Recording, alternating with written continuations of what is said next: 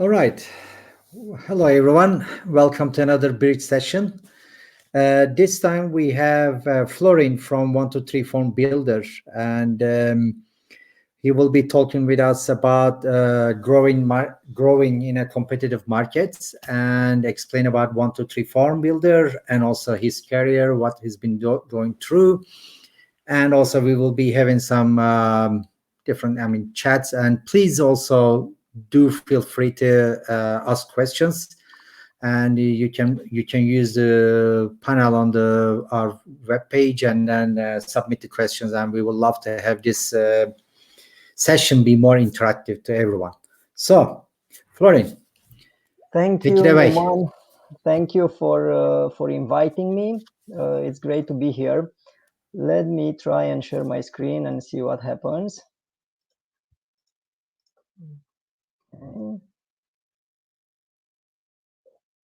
Okay. Can you see my Yes, screen? it works. Oh, okay, perfect. No, I haven't seen it yet. Yes, it's coming up.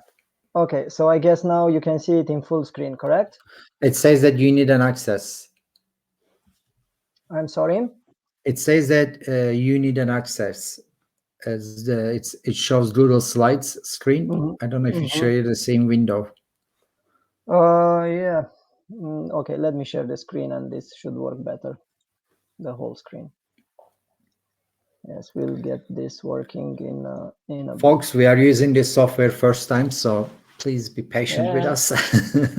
Yeah. All right, How here we about go. now? Oh, okay, perfect. So thank you for having me. I'm Florin Cornianu. I am the CEO and co-founder of 123 Form Builder, and later on we'll get to know more about the company and what we do. But I like to start with a bit of a story. So that's not me, as you can see, but I've been spending all the vacations, the summer vacations, in a small village near Timișoara in Romania, and I've been actually helping my grandma to sell peppers. And every day during the vacation, we went to the marketplace, and we tried to do a good job and sell all the peppers we had.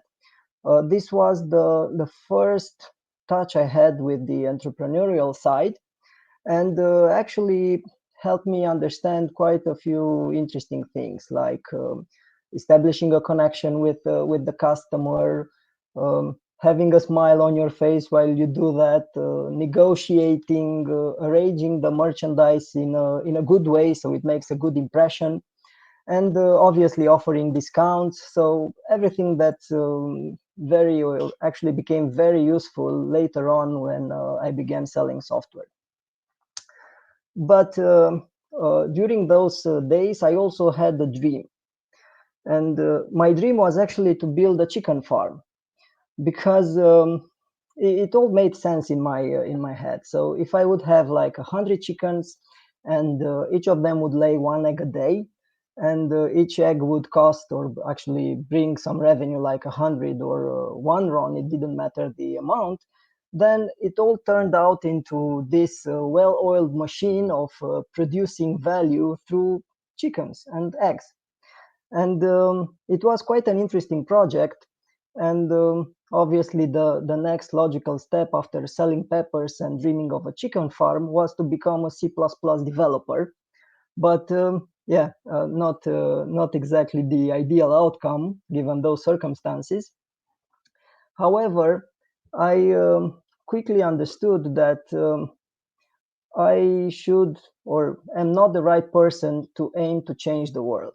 So things that I hear about, yes, let's do that to make a dent in the universe, or change, you disrupt everything, and so on, were not for me. And my dream was mostly related to building a business and providing value to me, to the community I live in, and to all the people that actually participated with me together in that adventure of building a sustainable and scalable business. And with that in mind, after college, I got myself a job as obviously C++ developer in a big telecom company from Timișoara. And I did quite a decent job there, progressed from a junior developer to a team lead. But at that moment, 3 years later, I reached the first inflection point, how I call them. It was like, okay, should I be a developer, which was great, a team lead maybe, or what should I do? And it was that entrepreneurial itch that made me take the decision of giving up my day job and starting a business. We were obviously having some development related projects from the college, but we decided, okay, this is the best moment to give up on my day job and focus more on the things we want to do. And with that in mind, this is me actually working from my bedroom and teaching my firstborn the ins and outs of development. Um, Development as developing a website and all the things we did back then. Well, now she dreams of being a dancer, so probably I did a bad job regarding this. But nevertheless, for about 3 years of my life, I was working from home and focusing on the businesses we wanted to scale. And later on, around 2010, I believe, we reached another inflection point where we said, okay, what next? So we managed to convince Adrian, a local angel investor, to join the company. And with that in mind, we began thinking and actually taking a more serious business-like approach. So we thought about getting an office space, and like any Romanian that respects himself, because here in Romania we have a say, don't pay for anything that you can do yourself. We painted our own office, and we did a fair and decent job. But the problem was we were scaling the business so fast and hiring so many people that we had to move to a larger office every 6 months. So with that in mind, luckily for our time, this was the first and only experience where we painted the office ourselves. But the business was doing fine, and a few years later, we actually managed to build about, I think the revenue was around $1 million. And we reached another inflection point where a local fund, 3TS and Catalyst Romania, came to us and said, okay, guys, you're doing fine. What do you want to do afterwards? Do you want to scale the business? We can help you with money. So you're a typical VC. It was a pretty difficult decision to take. I have to say that looking back, because we were profitable as a company. It was a very good lifestyle, but I think again the entrepreneurial itch came in, and it was like, let's see what's beyond this step. How complicated can it be? Well, little did we know it was quite complicated, and it still is. But nevertheless, it was and still is a great adventure. And with the investment we took, we scaled the company. I think we grew 6 times in this time frame, and we managed to get customers from all over the world, and we built a good business. Obviously, after getting the money, the first priority was getting a new office. And this time we paid the designer, so it wasn't us. As I said, we weren't painting anymore. But I do remember I spent a few weeks around the new place, making sure the people are working as they should, because obviously I knew what is it about since I've done it myself. It was a great adventure, and we still have this office, but unfortunately we are all working from home, as probably most of you. Later on, and this happening last year, you might be familiar with those people. Maher Numan and the rest of the team joined our company and are actually helping us go beyond the next inflection point. And in our case, is scaling the company even more and pushing the boundaries of what we do.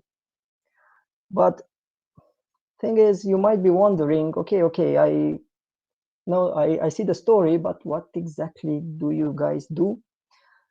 So long story short, we are a platform that allow people to build online forums and surveys. And it's your typical drag and drop, what you see, what you get platform that you are familiar with. And we have quite a lot of customers. But what we noticed along those years is that forms are just a very small piece of the puzzle. So it's not just, I don't know, please fill this survey type of use case that you have in mind. It's more like, okay, you need data, and that data is part of a business process or some sort of a flow.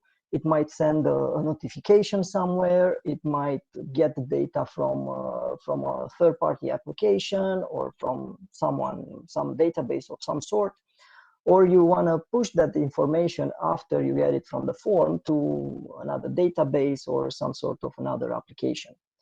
So if you look from high above to the whole forms and the form builder concept, it's actually a vital part of digitizing and automating data collection within a company.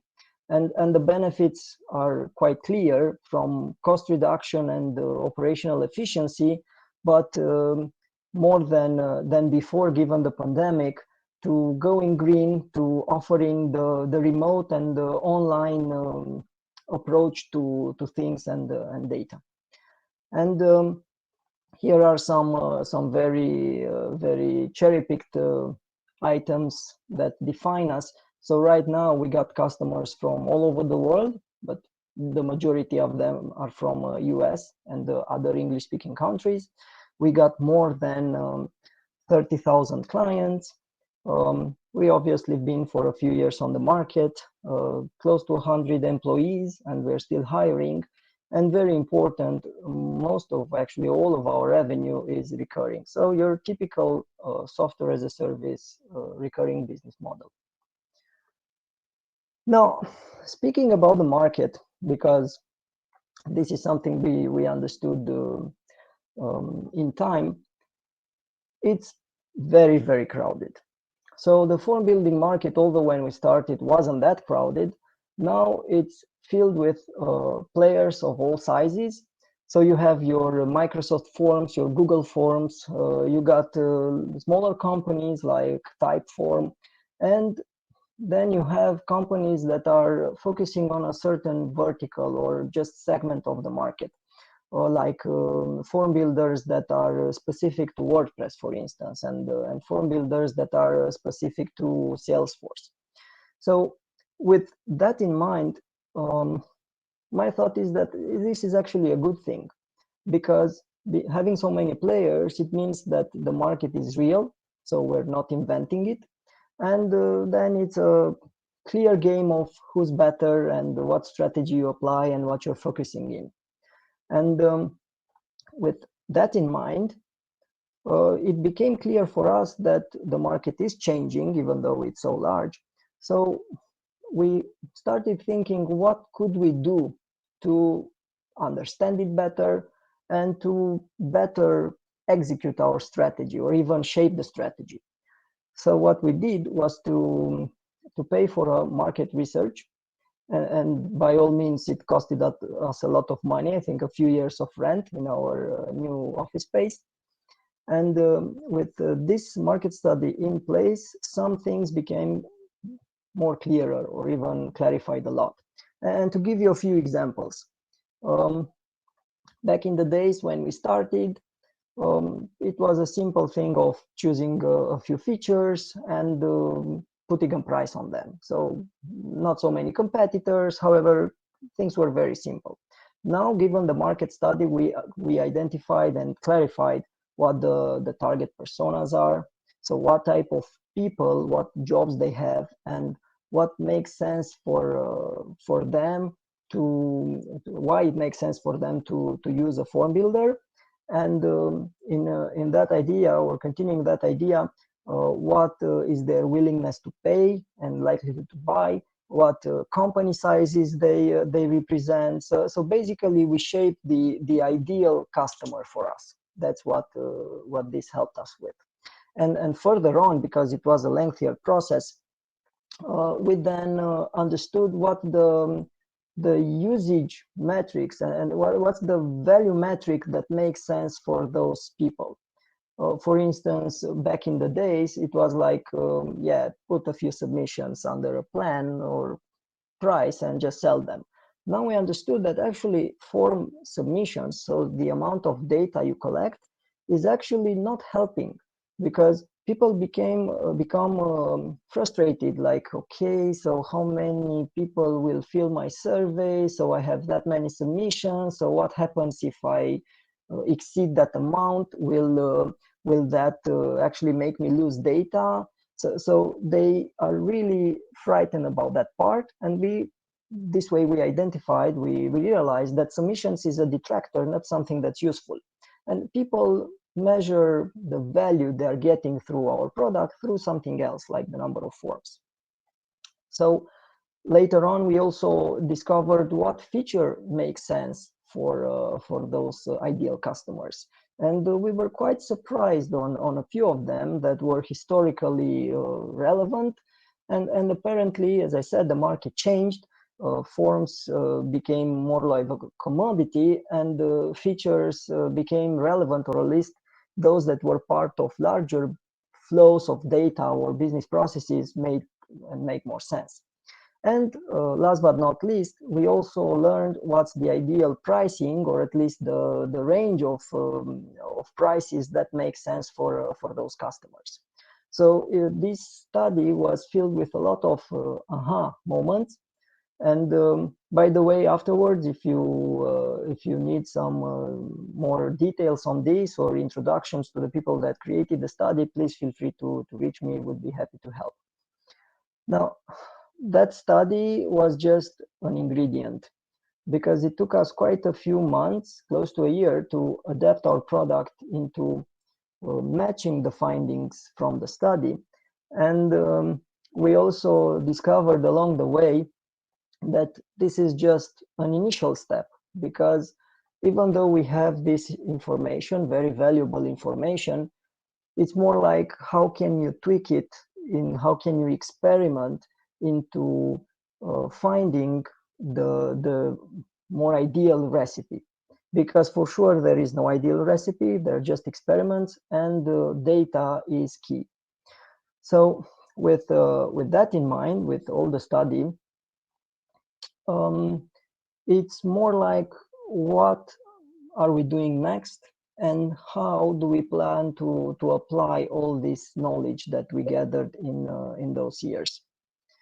And I like to go through three pillars that are guiding me.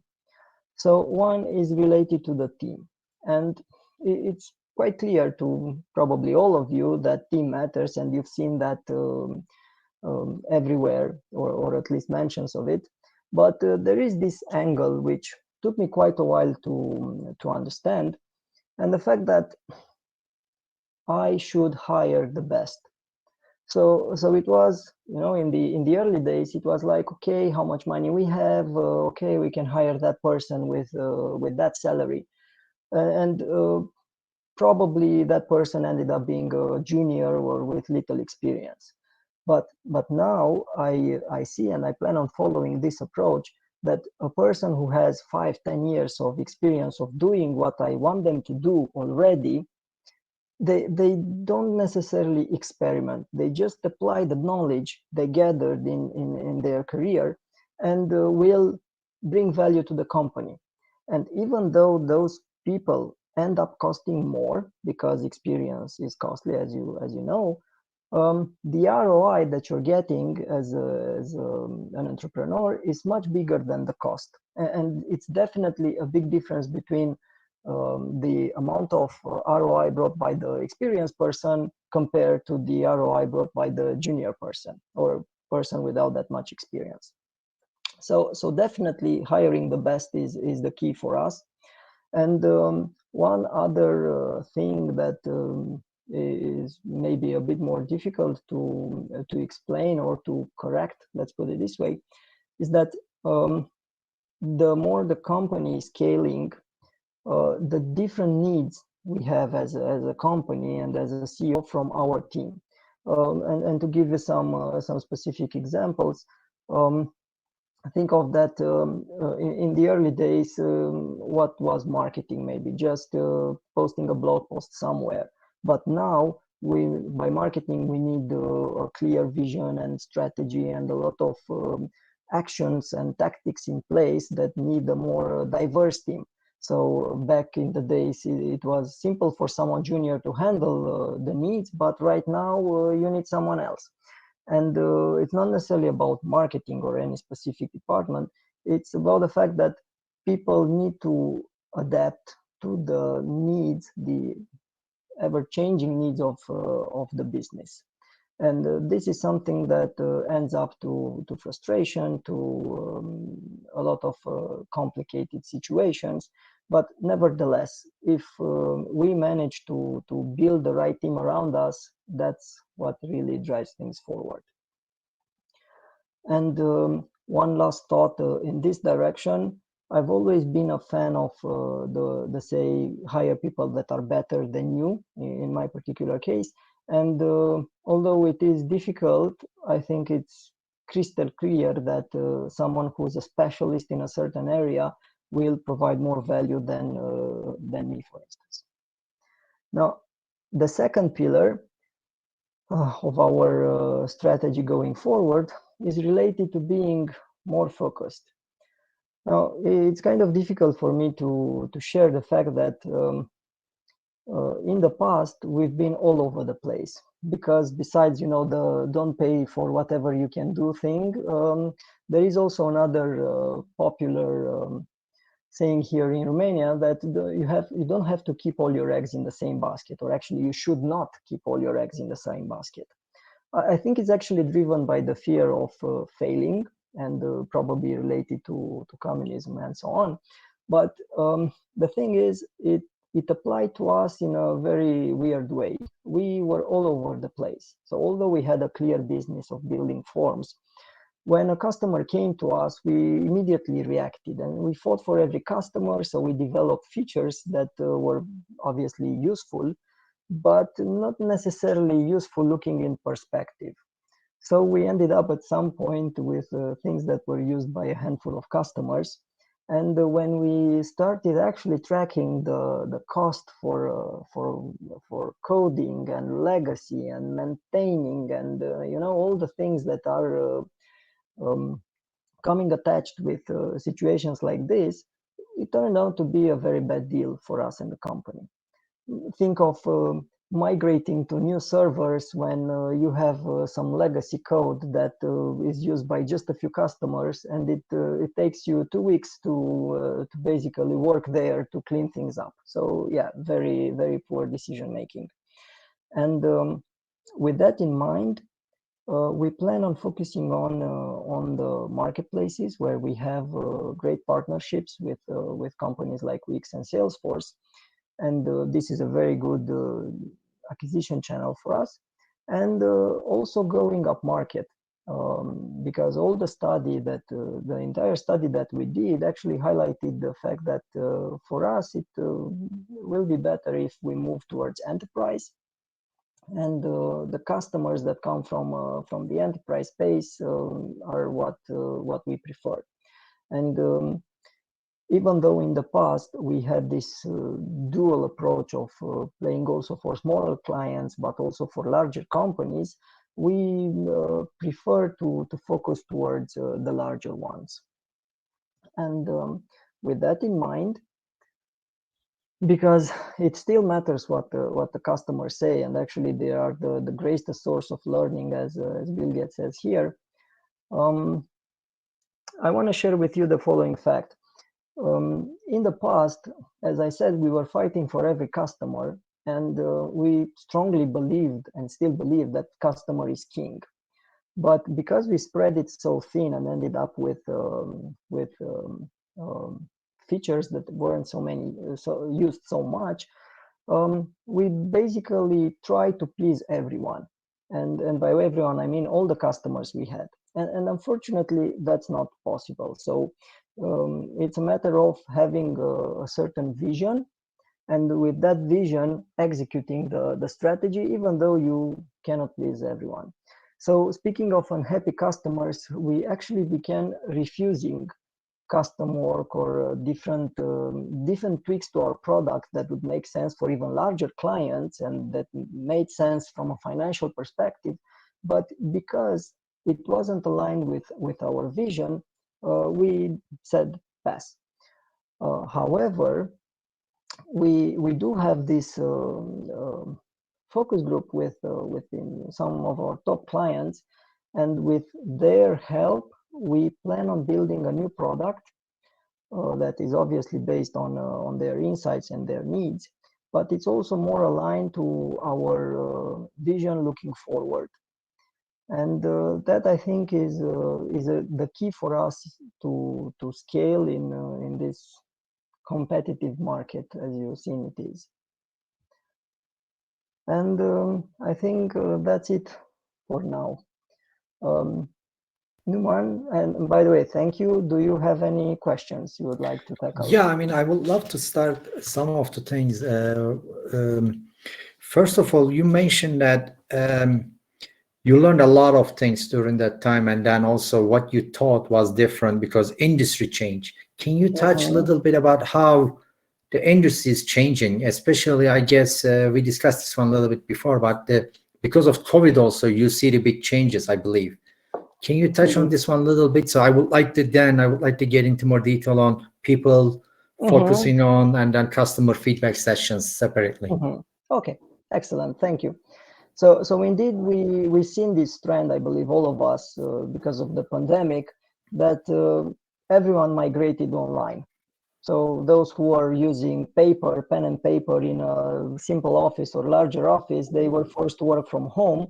So now then they realized that they need cloud-based solutions, and they realized they needed to adapt. And for us, the market, I have to admit, the market changed, but not necessarily because of the pandemic. It changed in time. So initially there were just a handful of players. Later on, with the market becoming more and more crowded, there were the products that were similar or complementary in a way, like think of site builders or ERPs or different content management systems that also influence the market, because the forms were a piece of their puzzle. So all the players had to adapt to better integrate with those larger and different products. And last but not least, I would have to mention the influence of Salesforce, because the Salesforce grew so much in the past 5 to 10 years that it kind of redefined the way enterprises look at CRM, and forms are a part of the same ecosystem. So if you take all of those into consideration and you add the new changes that came from a legal perspective, like HIPAA in the United States and GDPR in Europe, they really triggered the wave of updates on the market, and all of those forced us to redefine our priorities. For instance, we developed a special type of pricing plan or a package that was better addressing HIPAA compliance and GDPR compliance. So we had to do that, because otherwise people would not buy a simple form builder. Yeah. Did I answer your question? Yeah. I mean, it gives us some perspective. Now, I want to move a little bit on the people side. I mean, you mentioned that hiring people more experienced or somebody better than you and do the job much better than you, so that your team can expand. But how do you convince those experienced people? Because, I mean, the salary you may give might be not enough for them, or they may not want to join 80 people team after managing 200 people. So how do you convince them? What is the challenges there? Oh, this is, I believe, maybe the most complicated thing. It's easier probably to scale the company than to build an awesome team around. So I have to say that I had different tactics that evolved in time. But in the end, it's about playing the challenge card. This is what I learned. So those type of people are those that want to prove themselves, and they are driven by challenge. So obviously someone that works for a large company and is very much pleased by the 9 to 5 schedule is not the right profile for what I need or someone in my position would need. Someone that is very junior lacks the experience. So then this somehow diminishes the funnel into people that are independent, that want to prove themselves, and as I said, that are in for the journey, for the adventure. Obviously, that leaves us to what do they end up getting paid. So how can you match a salary that's being paid in a large company, in particular when you are in the early days? Well, Yeah. you cannot, unfortunately. That's the reality. So it's mostly about friends and connections that know about you and the story. And at this point, when we have larger budgets and investments behind us, it's still challenging, I have to admit, Hmm. because you have companies that are in the billions of value, and it's probably sexier for someone to join Facebook or any other unicorn from Europe than to join a 80 people company from Romania. Yeah. That's clear. But there are people, and Yeah. I have to say I'm very proud of the team that we have. Um, and it's a mix of personal network into finding them, personal network, direct reaching directly. So LinkedIn is our greatest source of leads, um, and agencies. Yeah. And one thing that might be useful is that I learned that it's not the best approach to work with a large agency, because they also have higher fees, but they are used into looking for higher executive positions. And when you need a lead, a tech lead, a team lead, something like that, you need the medium type of agency.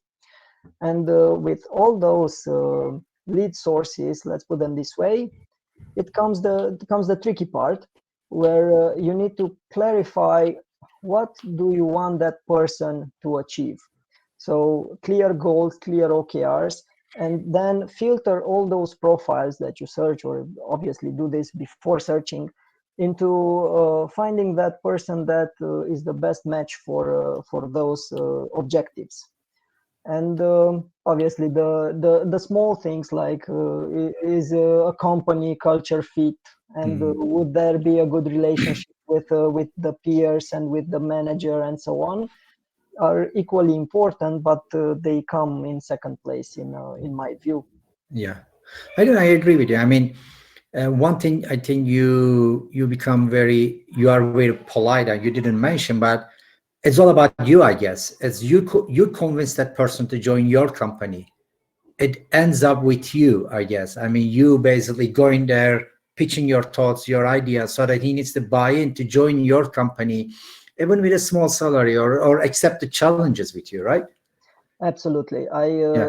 You definitely nailed it. That in the end, it's about the hiring manager. Let's put Yeah. it this way, Which is because founder normally in yes, early stages. in my Yeah. case, the founder, and that needs to be a very good chemistry there. Yeah. It's the chemistry that matters, and you need to find a profile that is equally driven by challenge, but also I mean, it's something that completes and works with that chemistry. And Yeah. simple example of me being too, I don't know, too tough, and someone being softer is not working. Yeah. Um, as as basically company grows, the hiring process during that time, I mean, employees can change, and then the compensation also will change. I mean, Özlem is asking one question, that how do you handle these imbalances of the different salaries, different skill sets? How do you work on this one within the company? Oh, now this is a very tricky one. I have to agree, and I have to recognize that, to admit the fact that there were times where I was forced to hire people with higher salaries than myself, and I had no problem doing that. And I believe that any founder should be doing that, because skill costs. Now, going back to the question, it is very tricky, because if you mix this with an inflection point in the company life, where, I don't know, you've been doing this much revenue and you want to expand geographically to other countries, and you are from a small Eastern European country and you want to hire in US or UK or whatever, well, that's a recipe for disaster, it's clear. And I do dare to say that it's not even fair from some point of view, that you have someone that's working in Romania and putting a lot of effort and doing a good job, and you end up having to hire someone from a Western country with a higher salary. Well, the reality is, in my view, you cannot balance them properly. You cannot. You end up having differences, and good professionals, in my view, understand that the cost of life is different, and someone that's working in US or France will have a bigger salary than someone who's working in, I don't know, Hungary or Romania. Yeah. So, but then it's up to the CEO, the founder of the hiring manager, to try to balance them as much as possible, or at least have a clear, transparent relationship with his team, in order to make them understand this aspect and to be on board and do their best. So short answer, no. It's hard. It's not. You just do your best. All right. Another thing I would like to discuss with you is, as the company travels within their journey to grow from 5 people to 10, or 10 to 20, 20 to 50, 50 to 100, 200, your needs are different. Yeah. The skill set of the managers are different. When you are 5, 10 people, you have a sales manager, but when you are 100, you may need a different sales manager. Yeah. And this will change, I mean, life of the company maybe 3 or 4 times even, that the salespeople, managers, or that's things, and some senior people come up. But how do you realize this?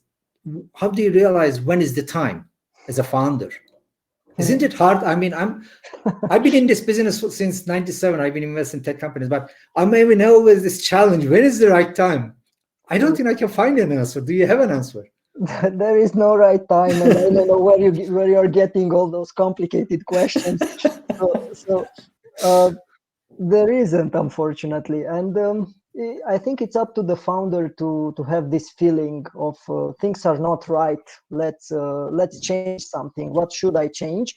And then having investors in the board, it's a matter of getting mentorship and advice from the people that invested in the company or are part of the company.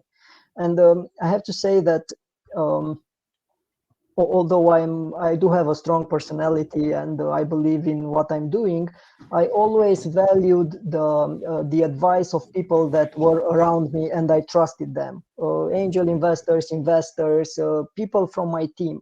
So I think that's the key. And of course, it depends on the type of problem. So what you were saying would obviously need some guidance from an investor or someone that's higher in the company.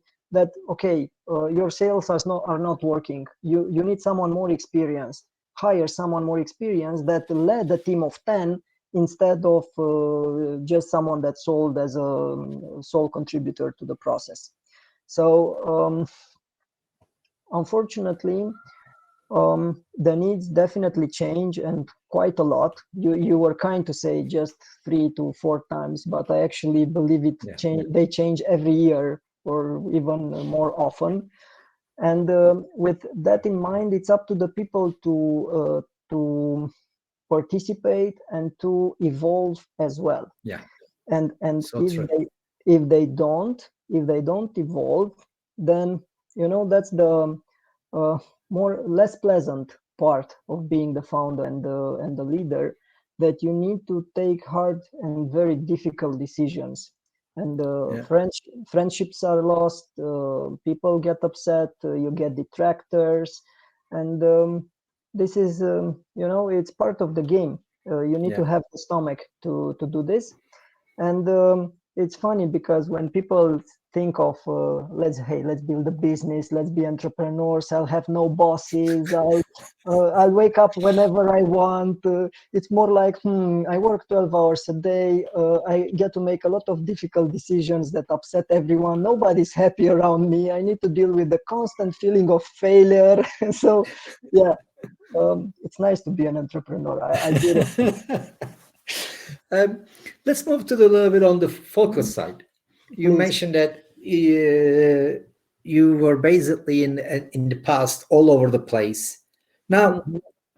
now you want to focus on marketplaces and develop the features on that vertical.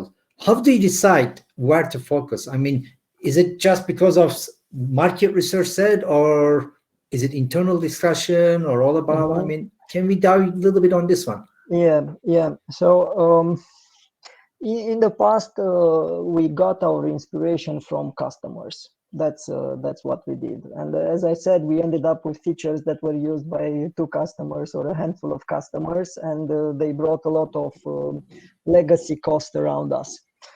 Um, However, uh, when scaling, we end up in the situation that some things that we did before are not working anymore. So we hit plateaus on different verticals, on different segments of the market, or however you want to look at them.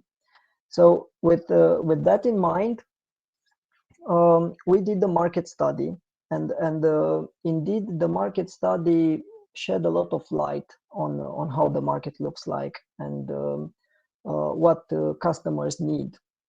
And the decision making is now actually triggered by this on the one hand side. Then I have to admit that all the people that participated in the time in the company helped, like from angel investor to Catalyst and you guys are helping us shape the vision of the company. I do understand that it's my job and I am doing that, but it's really helpful when you have the people in the board that come and help you shape things, and open your mind on based on their experience on what they've done and what is it possible. Because the reality is, being my first company, I haven't seen all the possibilities out there, and it's good to listen to others that done that. um, so I said the market study, I said the people that are around us in the board, they help us, and last but not least, data. And this is a very important item, which unfortunately took me quite a while to understand its power, although it might sound silly to others, but it is what it is.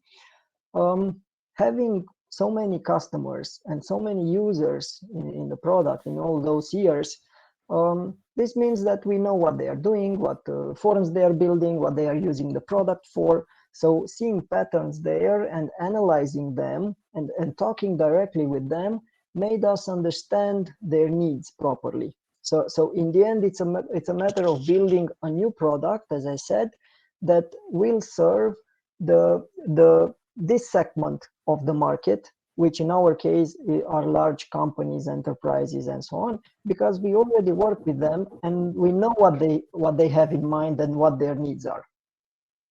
Okay?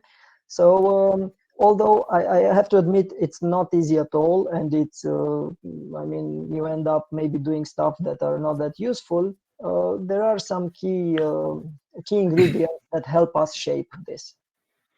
Interesting, because I mean, it's one of the hard thing is that where to focus and when to focus is a lot of times, startups having that challenge. If I And may, if I may yeah, please.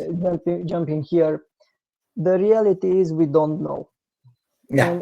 and it's based on failures. You need to Hmm. fail several times to actually understand that it's not helping you build so many things because you don't scale them. It costs So you a true. lot. Yeah, and even a few years ago, I was like, hey, that customer will sign with us if we do that small tweak. And luckily, the team that I have around me, my leadership team, is also helping, and they began, okay, we have data, let's see how much it's costing us to build that thing the customer needs. Okay, so Florin, it will take you this much to maintain. It will take us this much to do properly. It will take us this much. So then it turned out into a bad ROI. So this is Yeah. how we literally stopped altering our product for specific customers. We sell what we have, and I really encourage everyone else to do this. Now, coming up there is one question I want like to take it as saying no is okay. You said no, or you looked the data and you Mhm. decided, okay, we are not going to do this feature. How are you going to communicate this one? How do you communicate this one to back to your client who wants to give the money to you and your team saying that, guys, we don't want to do this, even if we may lose the customer? How do you communicate? How do you Oh, handle this one? it was so complicated. I do recognize this question in the sense that I have the sales team coming and being very happy that we have this juicy customer that just wants to give us money. We are this close to meeting our quota, and then I have on the other hand the engineering team that comes and say, hey Florin, look, Oh this is no. how much it's costing us, and I'm torn apart between the need to make money and grow the company and the need to have it in a sustainable way. So we literally learned to tell our customer that unfortunately this is not something we can develop. Obviously we would like to, it's going to be part of our roadmap and so on. You do it in a polite way, of course, but the customer needs a straight answer, no bullshit answer. So we make them understand that we cannot do it in a way that still leaves the door open for future collaboration. And Hmm. if I may just tackle one related item here, building this relationship with customer, it's somehow easier with larger clients because it turns into a one-on-one on one-to-many collaboration. Interesting.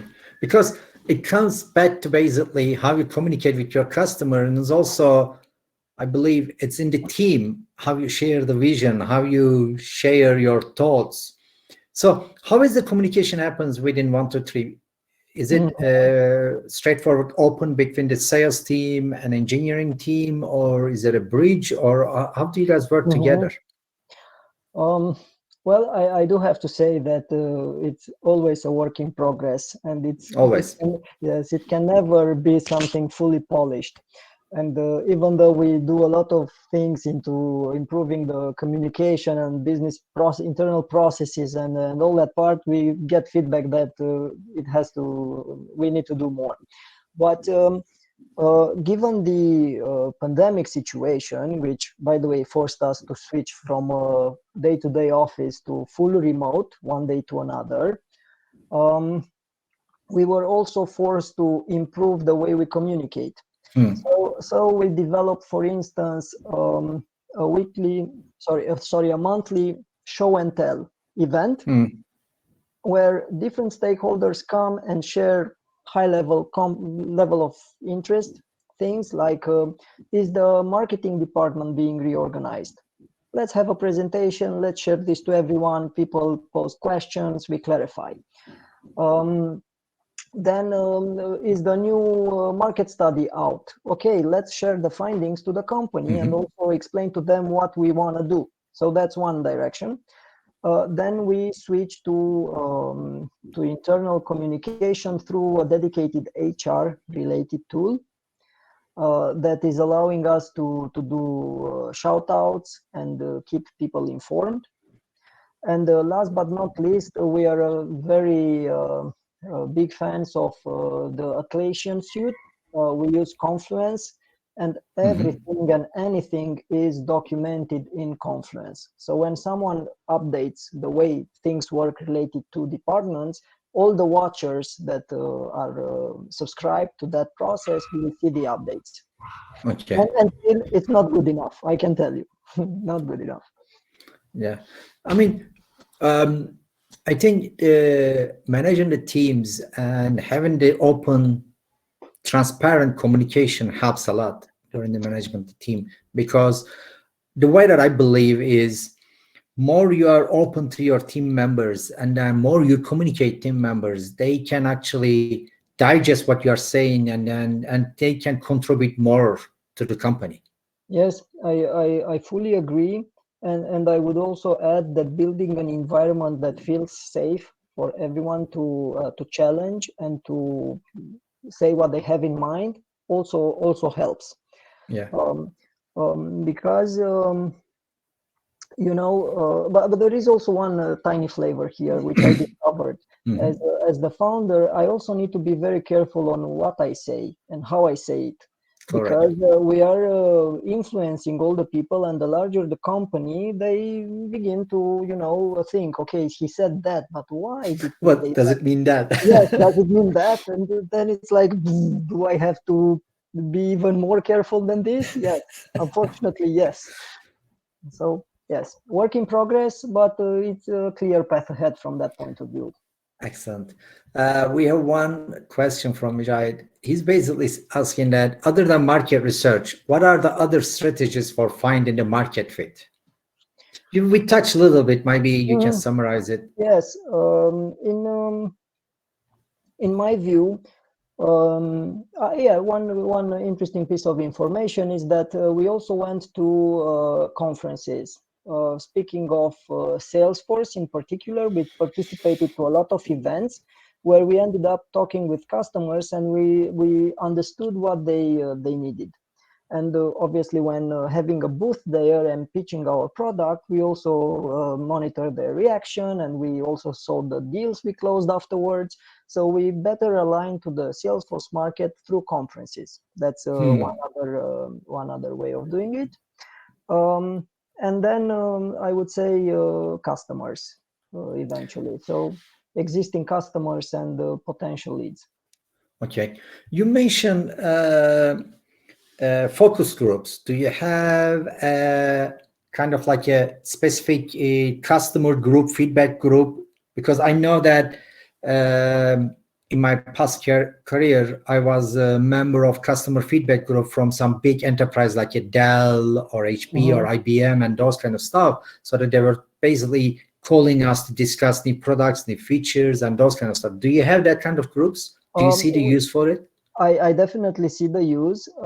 What we've done is to talk to key customers individually. We literally presented to them before releasing certain features. And when that happened, I do remember something related to user management that was actually changed or altered in a better way based on the feedback we received. Because it's one thing what we imagined, and another thing what the customer is saying.